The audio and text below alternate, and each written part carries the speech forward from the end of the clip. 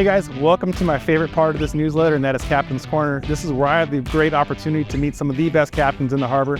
Today we're going to meet Eric Hermann, who is a captain and yacht broker here at Executive Yacht Sales, located just below the Channel Islands Yacht Club. Been in business for over 20 years. If you're in the area and you want to buy or sell a boat, give Eric a call.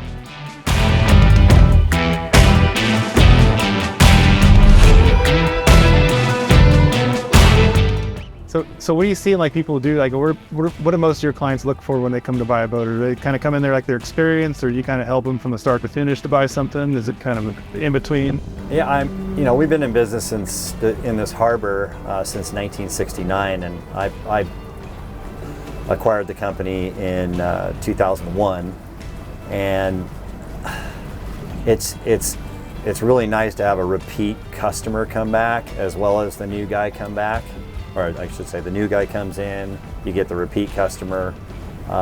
It just kind of shows that, people are always needing some sort of guidance, some sort of advice on either technology or usage questions and application questions.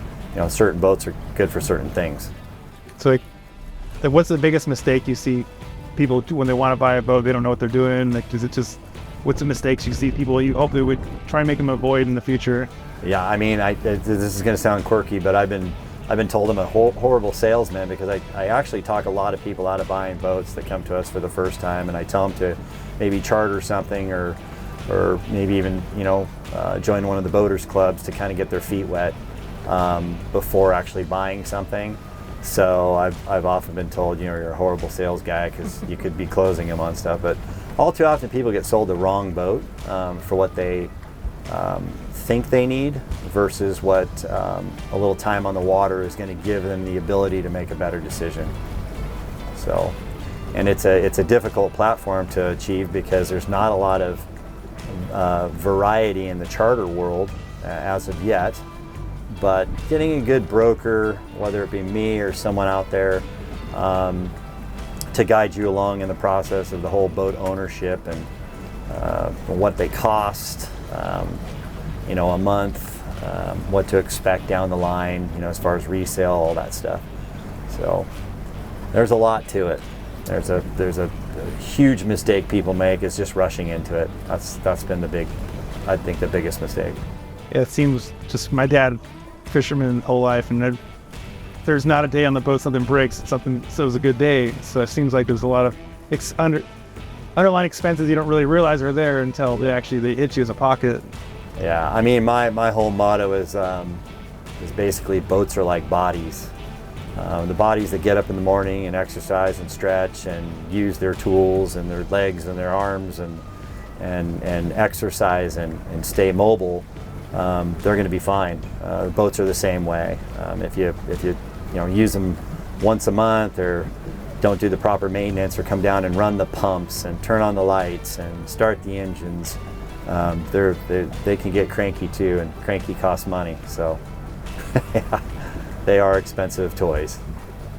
Are there any safety things that people should realize before getting into a boat? Advice for a new boater who never owned a boat before that you think they should maybe class take care, or what you should do to kind of study up on before getting on the water? Yeah, no, absolutely. So in the past few years, California requires operators of boats to have an operator's license or permit, whatever they call it, through the Department of Motor Vehicles. And I think it's an online class where you basically learn some of the rules of the road, and I think that's essential.